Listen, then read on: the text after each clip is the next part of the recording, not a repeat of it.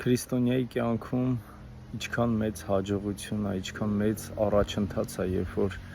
նա իրեն վարժեցնում է Սուրբ Հոգու ձայնը լսելու համար։ Միշտ ականջ է տալիս, որպեսզի Սուրբ Հոգուն լսի։ Այն քրիստոնյան, ով ուղղակի իր կյանքը կառուցում է քրիստոնեական սովորույթների, ծեսերի ու կրոնական ինչ-որ անելիքների շուրջ, այդ քրիստոնյան հոգնելու է մի օր հասկանալու է, որ ինքը ուղղակի ապրում է ուղղակի կրոնով, բայց երբ որ մարդը Հիսուսին հավատացողը, ով իրեն ստեղծել է եւ ոչ միայն ստեղծել է, նաեւ դարձրել է զավակ, ժառանգորդ,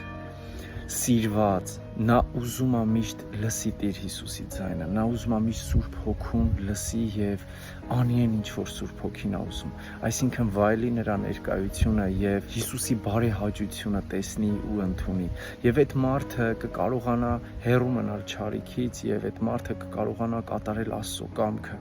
որը որ մեր կյանքի նպատակն է, որովհետեւ Աստծո հետ ապրելը ոչ թե ուղղակի ինչ որ միջոց է